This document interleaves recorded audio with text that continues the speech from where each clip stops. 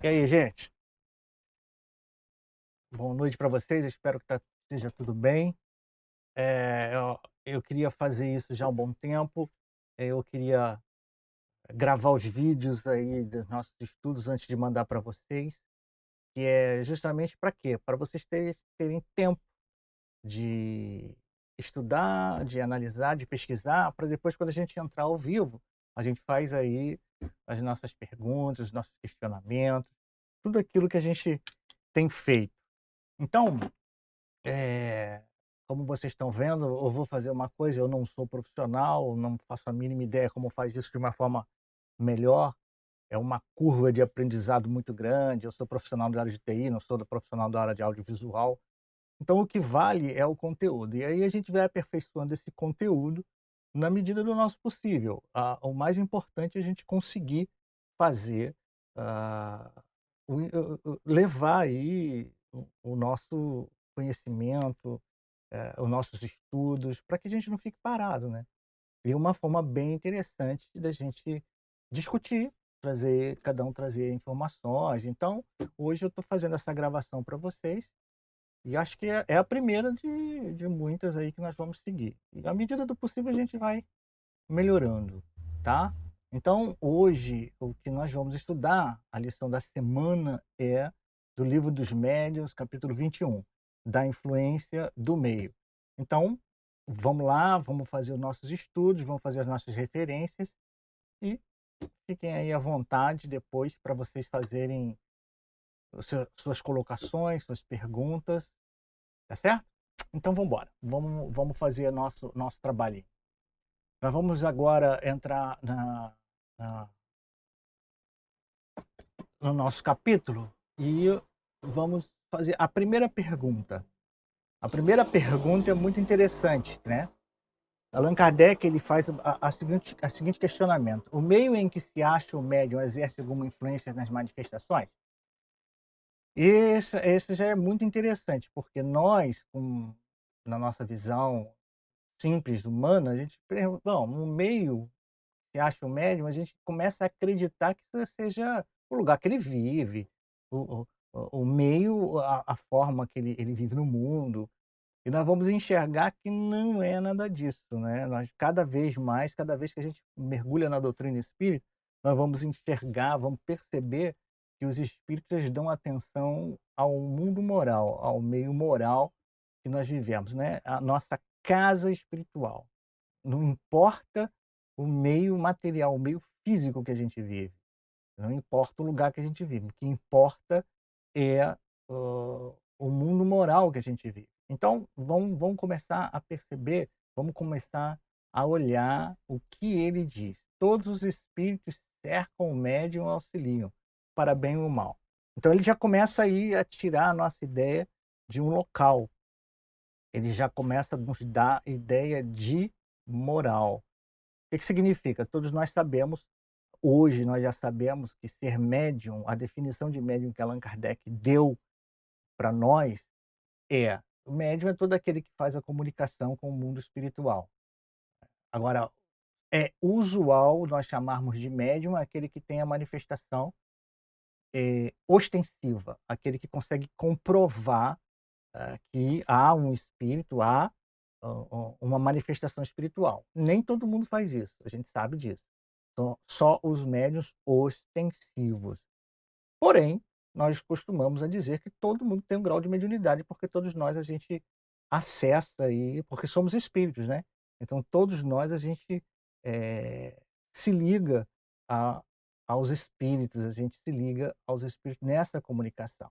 Então, a partir desse momento, ele diz o seguinte: que ninguém está sozinho, vai depender da sua qualidade, espiritual para saber qual é o espírito que está do seu lado, a qualidade do espírito que está do seu lado. Vamos seguir para a questão seguinte: não podem os espíritos superiores triunfar da má vontade dos espíritos encarnados, que lhes servem de intérprete, que o cercam? Ah, sim. Vamos ver a resposta? Uma das coisas que eu estou fazendo aqui, se eu ficar errando, coisa assim, eu não vou editar não, tá, gente? Como é uma coisa muito íntima nossa, não há por que fazer isso. Então, a grande pergunta é o seguinte: os espíritos superiores, eles podem exercer a vontade em cima do médium e vencer a má vontade do médium? Sim, a gente já estudou isso, né. Não há por que a gente ter dúvida nisso. Quando julgam conveniente, a resposta dele, conforme as intenções das pessoas que a ele se dirigem. Então, nós vamos amarrar algo muito especial aqui. Os espíritos, quando eles querem auxiliar, eles não estão olhando para o médium, eles estão olhando para quem eles querem auxiliar. Então, ela se aquela pessoa ela merece o auxílio, eles vão vencer as dificuldades, mesmo que aquele médium não seja um médium de qualidade. E aí a gente já sabe a diferença de médium de qualidade, né, gente? Médium de qualidade é aquele que não só tem a faculdade mediúnica aprimorada, mas ele tem a faculdade mediúnica aprimorada junta com uma qualidade moral. Esse é um médium, de qualidade. Você pode ter excelentes mediunidades, você tem excelentes faculdades, excelentes médios em relação à sua faculdade, que ela é orgânica, correto? Porém, de uma péssima qualidade moral. Então a gente diz que esse médium, ele não é um bom médium, embora ele tenha um potencial mediúnico muito equilibrado, muito bacana, com efeitos muito interessantes, fenômenos muito interessantes. Então, quando eles dizem que os espíritos podem vencer, podem. A qualquer momento eles podem vencer, sim. Vamos passar? Bom, os espíritos superiores, eles procuram caminhar para uma corrente de ideias sérias, né. Enfim, todos nós sabemos que isso aí também é tranquilo, entender essa questão, é que os espíritos superiores, eles vão procurar pessoas que estão interessadas. Pessoas que não estão interessadas, eles vão deixar de lado, e não tem por que ficar, se dedicando a pessoas que não querem. Então, por exemplo, você tem um médium, você tem um um uma pessoa que está tentando desenvolver essas qualidades mediúnicas. Nós sabemos se ela tem a faculdade mediúnica, se a faculdade é ostensiva, a mediunidade vai acontecer de qualquer jeito, né. Agora, como ela desenvolve essa mediunidade?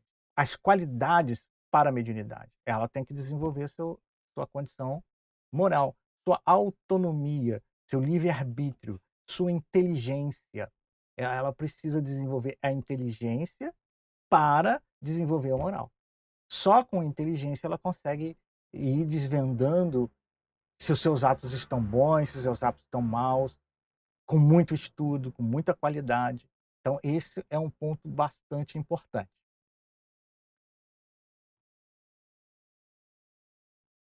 Os espíritos inferiores é interdito o acesso às reuniões sérias? Bom, nós vamos ver aí que os espíritos, eles eh, têm uma opinião super particular. A gente acredita que um espírito que não tenha qualidade espiritual, envergadura espiritual para aquela reunião, não vai frequentar. Não é uma verdade. Eles permitem. Eles permitem que espíritos sem qualidades, sem identificação, permaneçam em determinadas reuniões. Para quê? Para aprendizado, não é? Até porque, se fosse assim, muitos de nós nem poderíamos estar nas reuniões, porque a gente não tem as qualidades necessárias para aquilo. Mas por que que eles permitem? Para aprendizado. Então isso também é é muito interessante a gente reconhecer e conhecer essa condição. Principalmente porque, muitas pessoas têm aquela ideia de estar: "Ah, eu tenho medo da mediunidade, porque eu desenvolver a mediunidade, eu vou estar, em relação mais próxima com os espíritos". Isso é uma verdade? É, até certo ponto. Por quê? Porque você vai abrir os seus canais de comunicação, tá certo? Mas, em contrapartida, a gente tem que saber que o que atrai os espíritos são as nossas qualidades morais, são os nossos desejos, as nossas afinidades. Logo, nós estamos constantemente em contato com outros espíritos. E essa informação é muito importante, vocês vão ver aqui, no final do estudo, que essa informação é extremamente importante.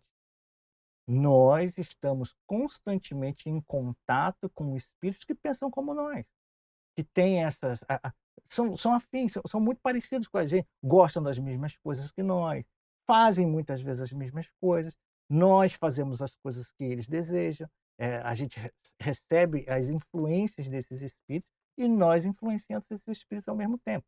A mesma coisa eu posso dizer para vocês, quando a gente está fazendo um estudo, eh, fazendo algo interessante, desenvolvendo as nossas qualidades, a gente também está auxiliando esses espíritos que estão nos ajudando. Eles estão, colocando a mente deles, a atenção deles em outras atividades, atividades que talvez eles nem tivessem. Então, a nossa condição é super importante. O meio que nós estamos vivendo, o meio mental, o meio, a nossa qualidade de sentimentos, e aí a gente precisa perceber, eh, claramente que o que a gente pensa, a gente cria.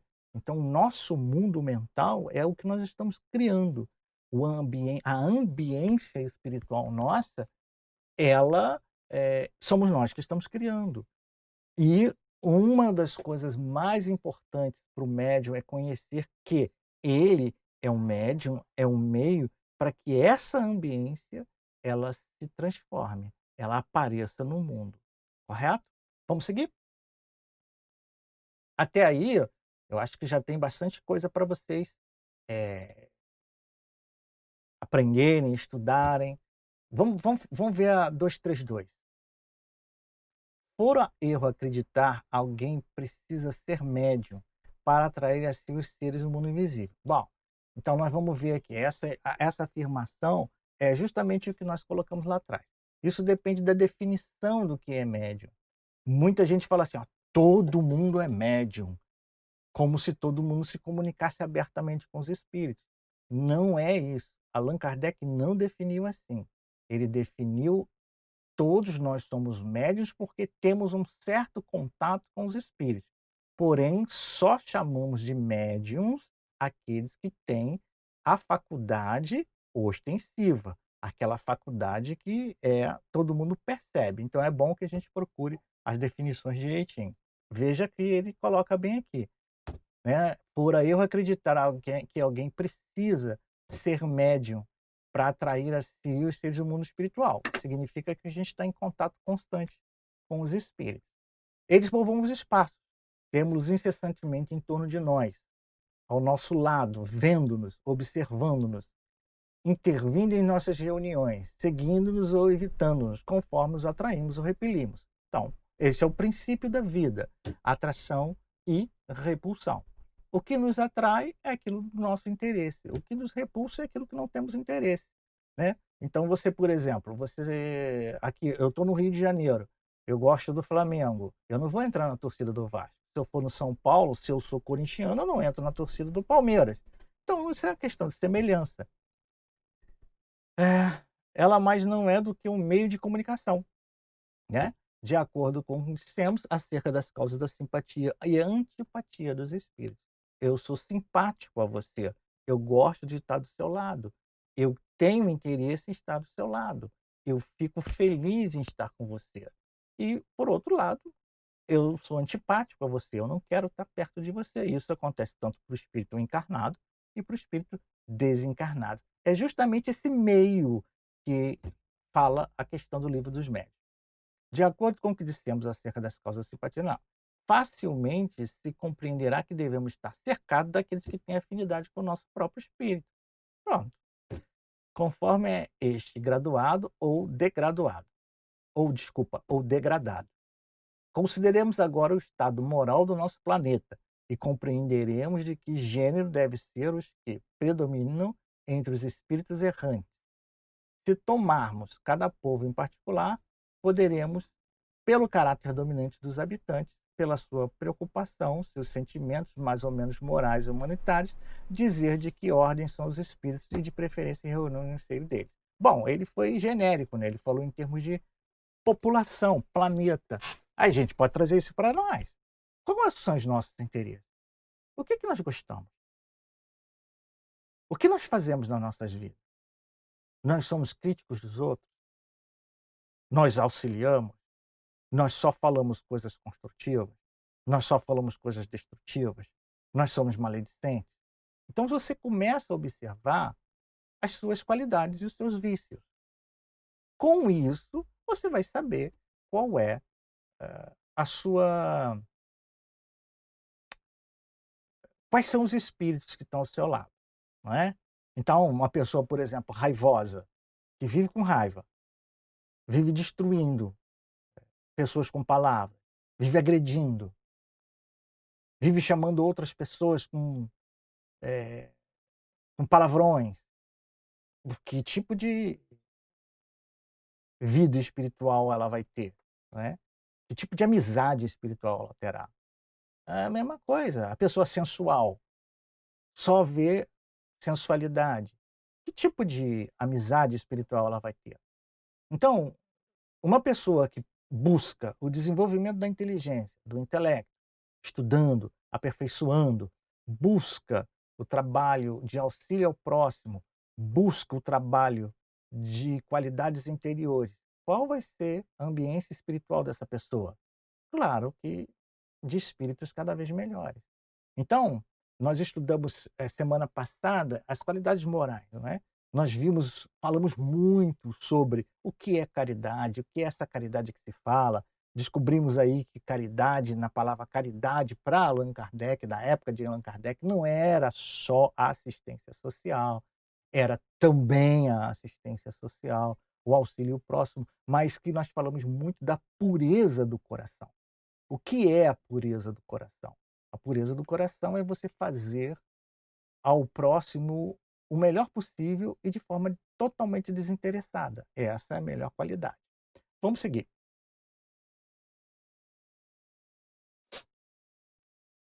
Muito bem. Aí ele começa, aqui é mais uma questão de vocês lerem, não tem nenhum tipo de coisas novas. Ele está fazendo um exemplo, suponhamos homens levianos, inconsequentes. Bom, que tipo de espírito vão ter ali, né? Do mesmo jeito, um espírito sábio ele vai procurar alguém que esteja interessado. Ele está confirmando tudo que já falamos agora, né? É a mesma coisa, você, por exemplo, você vai fazer uma atividade mediúnica. Qual o objetivo que você tem para essa atividade? O que você quer com essa atividade?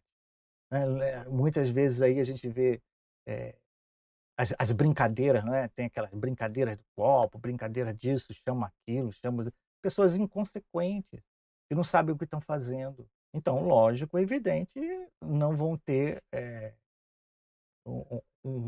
um resultado produtivo, né? Então, para se ter um resultado positivo, é essencial você saber o seguinte: qual o objetivo que eu estou fazendo isso? Com qual objetivo eu estou me relacionando com o mundo espiritual mais diretamente? O que eu quero fazer? Quais são as pessoas que estão comigo? Não é? Será? E aí é muito importante vocês entenderem isso. A presença de alguém que está ao seu lado, te orientando. Um dos grandes motivos que você não deve, não é que seja proibido, mas você não deve praticar mediunidade de forma sozinha. Bruno, o que significa eu praticar de forma sozinha? Aí eu estar em casa sozinho? Isso eu estou praticando sozinho. Não é isso, não é isso. Quando nós falamos praticar a mediunidade de forma sozinha, o Chico Xavier escrevia livros à noite, sozinho na casa dele, não é? Então, o que define esse sozinho? Sem você ter uma orientação, sem você ter pessoas mais gabaritadas que você, que possam analisar o que está acontecendo, o qual o tipo de manifestação está acontecendo, a mensagem de que tipo de espírito é. Então, preste atenção, Vamos pensar um pouquinho.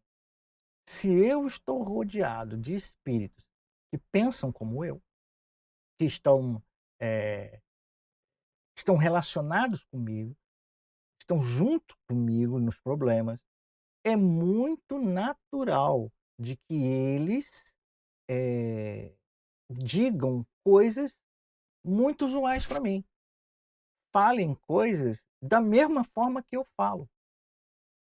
Vocês estão entendendo isso?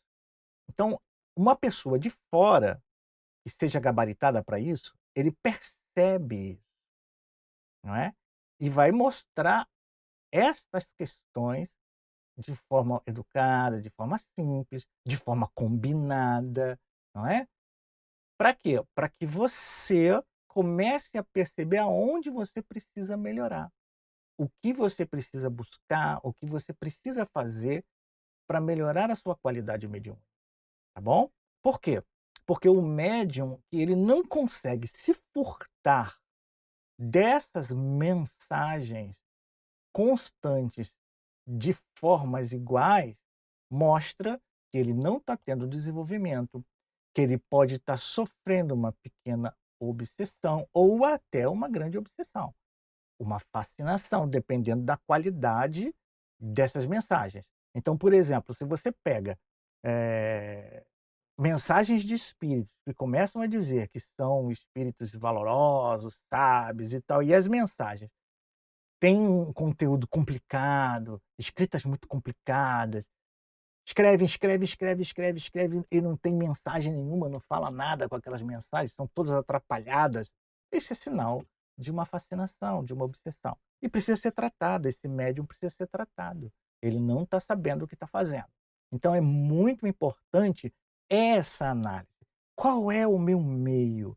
Qual é a minha forma de pensar? Como eu penso nos problemas? Qual é o meu linguajar?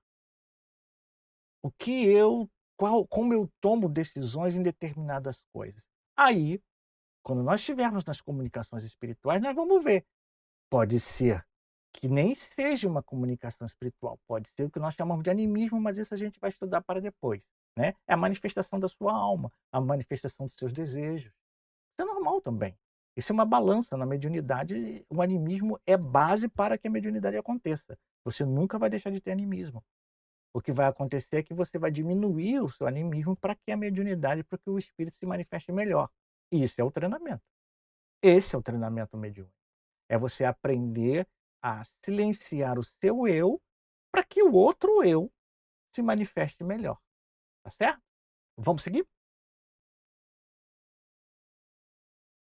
Nem sempre basta que uma assembleia seja séria para receber comunicações de ordem elevada, né? Aqui é muito interessante o que ele quis dizer. Há pessoas que nunca riem e cujo coração nem por isso é puro. Então ele fez uma associação do que é sério, né? Ou seja, ele fala uma assembleia séria não são pessoas sisudas, não é? Tem muita gente que pensa que ser sério é estar sisudo, não é? É estar fechado. Então, eh, não tem sentido, não tem relação. O que é sério é qual o objetivo. O objetivo é sério. E você vê o seguinte, uma pessoa que está de bem com a vida, uma pessoa que está, eh, cu cumprindo os seus deveres, está seguindo, está estudando, está trabalhando, está produzindo, está vivendo a vida de uma forma melhor, não ela vai ser séria. Ela tem que rir, tem que sorrir, tem que agradecer, não é? É a mesma coisa quando você está num trabalho, mediúnico, você termina um trabalho mediúnico numa sessão, por que você não pode ficar feliz? Não dá para você sair dando gargalhadas, porque o ambiente não comporta. Porém, a felicidade do trabalho realizado é fundamental, senão você não tem sentido de ficar fazendo nada. Se você não tem um resultado daquilo, perde a emoção, perde o sentido de tudo. Então nós temos que nos sentir felizes sim, dentro daquilo que nos propomos. Fazemos parte de uma equipe e eu tenho meu trabalho dentro da equipe, então eu estou feliz em realizar esse trabalho bem, se eu realizei, né. Então isso é muito importante a gente saber. Ser sério, uma reunião séria, não é que você tem que ser sisudo, não é que você tenha que ser aquela pessoa super fechada que nunca sorri, não é nada disso. Sério é puro coração, O coração, né, os sentimentos, e aí a gente um dia vai estudar sobre sentimentos. Sentimentos é emoção mais a razão. É a razão compreendendo as emoções. E aí a gente tem os sentimentos, né. Os sentimentos puros é o objetivo sério daquilo que nós estamos fazendo, o que nós estamos entregando. Tá. Nenhuma condição moral exclui as comunicações espíritas. Mas condições, esse se comunica com o que lhe é semelhante, os quais não deixam de enganar e de ilusoriar os preconceitos. Né? Preste atenção, normalmente, um espírito bom, ele não sai te elogiando o tempo todo, não. Porque ele sabe que a gente tem aquele pinguinho de vaidade dentro do coração, e se começar a elogiar muito, a gente vai se perder. Então tomem cuidado. Não é que não façam, né? Normalmente eles fazem de uma forma muito sutil, falando sobre os resultados dos trabalhos, né? Os trabalhos foram bons, os trabalhos foram benéficos, os trabalhos foram realizados com sucesso. Esse é a forma de dizer: "Olha, você fez um bom trabalho e fique feliz por isso". Agora, cuidado quando um espírito começar a dizer que você faz um trabalho importante, que o seu trabalho é muito importante, que a sua condição, de estar ali é fundamental, que você é melhor, do que os outros do grupo. Muito cuidado. Se isso acontecer, saiba que você está sendo ou está sofrendo uma tentativa de engano. Por isso, é importante a pessoa sempre ter alguém que a oriente, né. Você pode fazer o trabalho mediúnico sozinho, na sua casa, fazer a psicografia, sem problema nenhum. Até melhor, porque você não vai ter, dificuldades de se entregar, né, desde que você já tenha passado por um treinamento, né, num local sério. E, aí, depois de você fazer esse trabalho, você precisa levar esse trabalho para outra pessoa gabaritada para analisar. E se essa pessoa te criticar em alguma coisa, criticar o seu trabalho, porque tem diferenças de crítica, né? Tem a crítica destrutiva, que ele só quer destruir, e tem aquele que faz uma crítica, ou seja, faz uma análise e te dá um resultado. Isso aí é de fundamental importância. Então, se uma pessoa te faz essa crítica construtiva no seu trabalho e você se sente aborrecido ou aborrecida, ou você fica melindrado, cuidado. Isso é um grande sinal de que você pode estar começando uma obsessão. Se não começou, vai cair nela, tá bom? O mais importante de tudo, você não sabe tudo, nós não sabemos tudo. Então, quanto mais a gente trabalhar, quanto mais a gente estudar, mais nós não sabemos, mais a gente precisa buscar qualidades melhores, tá certo? Então, vamos seguir por aí. Vamos lembrar sempre disso. Cuidado com os elogios. Elogio é bom? É bom. Você fez um bom trabalho. Por que não ser elogiado? Mas tomem cuidado, tá certo? A outra coisa, eu tenho por 2 vezes eu falei que você pode fazer mediunidade sozinho, não tem problema. Tá, mas qual é o ideal, Bruno?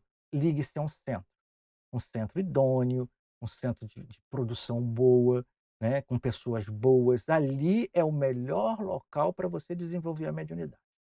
Tá, mas o que eu faço quando eu não tenho um centro desse perto de mim? Aí você vai ter que recorrer à mediunidade de forma sozinha. Porém, sempre tem alguém que possa te ajudar. Nunca faça nada sozinho, sem um suporte de alguém que saiba um pouquinho mais de você, tá bom? Então, qual é a recomendação, Bruno? Um centro idôneo. Procure um local para o treinamento e, de preferência, faça a mediunidade lá, tá bom? Mas nós sabemos, quem tem a mediunidade ostensiva, a mediunidade não marca hora. A mediunidade, às vezes, um espírito quer atender alguém, às vezes um espírito quer dar uma mensagem para alguém, então o espírito não marca a hora. O médium ostensivo, ele é médium, né? Então ele vai cumprir. Então você precisa está preparado para isso. Você não é médium só de 1 hora por semana dentro de um centro. Você é médium 24 horas, então você precisa estar preparado para isso, tá bom? Seguindo. A influ Por aí se vê a influência enorme que o meio exerce sobre a natureza das manifestações inteligentes.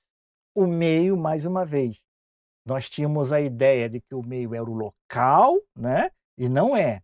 O meio é o hálito espiritual do médium, não é? Essa influência, entretanto, não se exerce como pretenderam algumas pessoas, quando ainda não conheciam o mundo dos espíritos, qual se conhece hoje. E antes que experiências mais concludentes houvessem esclarecido as dúvidas. Tá certo. Ó, muitos até hoje, tá bom? Vamos ser, eles lá, falam de que enquanto, eh, não se conhecia o mundo dos espíritos e tal, hoje se conhece. E mesmo assim, nós estamos vendo erros básicos em cima disso. O primeiro deles, as pessoas, tudo que diz que vem dos espíritos, as pessoas falam: "Ah, eu acredito". Levam aquilo como uma verdade total, não percebendo que os espíritos, eles têm espíritos bons e têm espíritos maus também. Então, é algo que ainda precisa vencer. A gente precisa vencer isso, não é? Essa condição, a maioria das pessoas não se preocupa em conhecer o livro dos médiuns e aceita qualquer coisa. E outra coisa mais importante ainda, o que é pior, nós vamos ver, e nós já falamos disso aqui hoje, quando há manifestação de espíritos que são, afins conosco, não é? Vamos ler, daqui a pouco nós vai chegar lá. Ah, eu acho que nós chegamos agora. Quando as comunicações concordam com a opinião dos assistentes, olha, veja bem, ele está dizendo o seguinte: quando uma comunicação espiritual vai de encontro àquilo que você quer e acredita, tá certo? Não é que essa opinião se reflita no espírito do médium, como no espelho. O que que ele quer dizer com isso? Significa que o que está sendo dito não é tão puro, pode ser que não seja tão puro e verdadeiro como você acredita, tá bom? Que aquilo seja uma verdade absoluta. É que com os assistentes estão espíritos que lhes são simpáticos. Olha o que nós falamos lá, para o bem, tanto para o mal, e que abundam nos seus modos de ver, tá certo? Então, muitas vezes, você pode estar refletindo uma ideia que é de um espírito simpático a você, que vive junto contigo, e que muitas vezes essa ideia que você acredita que é sua, não é sua, é dele, transmitida por ele.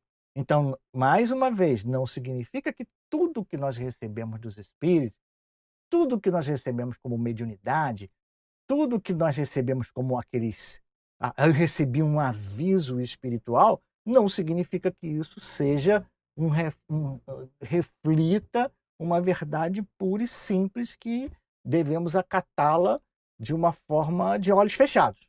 Entenderam isso? Prova o fato de que, se tiveres a força de atrair outros espíritos, ou seja, se você for competente, tiver uma sinceridade muito grande, tiver muito envolvido com o trabalho mediúnico, com os estudos, com o seu desenvolvimento, você vai atrair espíritos de um quilate, um valor um pouco superior ao seu. Vamos ver o que vai acontecer? Quando você atrai esses espíritos que vos cercam, ou seja, são espíritos diferentes daqueles que estão no seu lado, o dia a dia. O mesmo médium usará linguagem absolutamente diversa e dirá coisas muito distanciadas das vossas ideias e das vossas convicções. Está vendo aqui? Essa é uma comprovação da mediunidade. O que eu quero dizer com isso? Eu não. O que o livro dos médiuns está dizendo com isso? Você, que é médium, e suas comunicações, elas só refletem o que a pessoa ou você gostaria de ouvir, ou que já roda nos seus pensamentos o tempo todo. São suas convicções. Tem algo de errado. Você está refletindo ali aqueles espíritos que não têm condições de elevação. São como você, correto? Mas quando você, por algum motivo, consegue atrair espíritos de um escalão maior e consegue fazer essa comunicação, você vai perceber que o linguajar vai mudar, as ideias mudam, as informações mudam, não é? Não é até mais difícil a comunicação, porque não é a sua linguagem usual. Então, o treinamento mediúnico consiste, muito nisso, em você se dedicar a a a a perceber, a atrair e dar continuidade, dar vazão à comunicação, aos pensamentos que chegam até você, sem você colocar o bloqueio. Existe todo um treinamento para isso que a gente vai fazer, né. Ao longo dos nossos trabalhos, a gente faz esse treinamento. Em resumo, vamos continuar. As condições do meio serão tanto melhores, condições do meio, as nossas condições morais. Quanto mais homogeneidade houver para o bem, ou seja, quanto mais você tiver voltado para o bem. E aí a gente vai voltar lá, voltado para a caridade, voltar para o bem. Não significa que você estar simplesmente voltado para uma assistência social. A gente precisa tocar sempre no bom, porque eu conheço, né, Divaldo Franco mesmo já falou sobre isso nas palestras dele. Ele dizia que ele recebeu uma pessoa e essa pessoa disse para ele: "Divaldo, eu faço tanta coisa boa para as pessoas, eu ajudo, eu faço isso, eu dou, faço aquilo, mas eu vivo infeliz". E ele disse: "Não, tem alguma coisa errada, não é? Tem muita coisa errada aí. Você fazer as coisas o bem para os outros e você ficar na infelicidade, então você não está fazendo o bem, correto?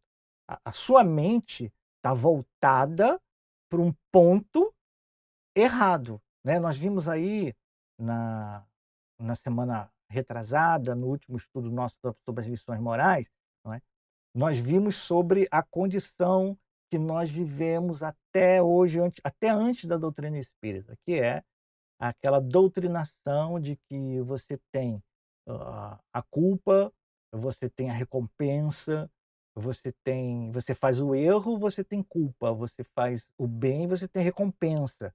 Então a gente fica muito setado nisso, correto? Então a gente precisa relaxar, saber, quanto mais desinteresse você colocar para você, mais o egoísmo está sendo matado, morto, desculpa, morto em você. E isso é fundamental, de você saber disso. Então, quanto mais homogeneidade você houver no bem, o que que significa esse bem? Significa nas suas intenções, na pureza do seu coração. Quanto mais puro o seu coração, mais o bem surge. Mais sentimentos puros e elevados. Mais desejo sincero de instrução. Ele está dando as dicas aqui, né? Sem ideias preconcebidas, não é? Então, é você desinteressadamente se lançar ao trabalho. No caso mediúnico, é você se entregar, não é? O que é o trabalho mediúnico? É você se entregar como um secretário. O que o secretário faz? Faz o que manda o chefe. O chefe, nesse caso, é o espírito. O espírito diz para você: escreva isso, fale isso, faça isso. E o que o secretário faz? Escreve isso, faz isso. Não é?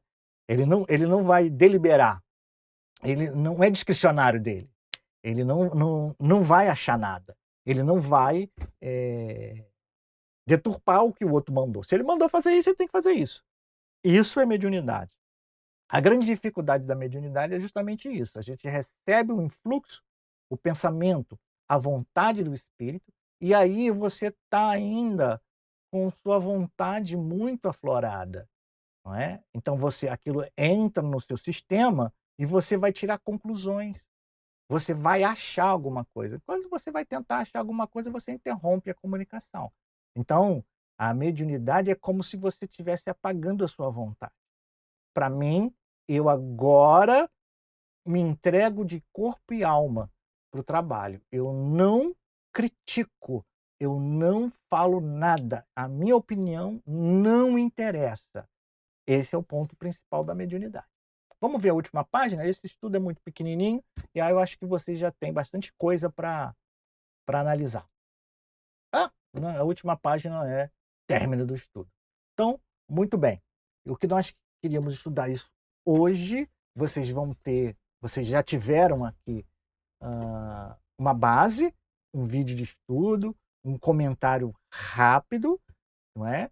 E aí, o que vocês vão fazer? Vão pegar, já estão com o material, vão estudar, vão ver esse vídeo e vão fazer o resumo de vocês. Vão colocar a opinião de vocês sobre o tema. Vão colocar as dúvidas de vocês sobre o tema. E aí nós vamos fazer uma ao vivo, né? Uma live,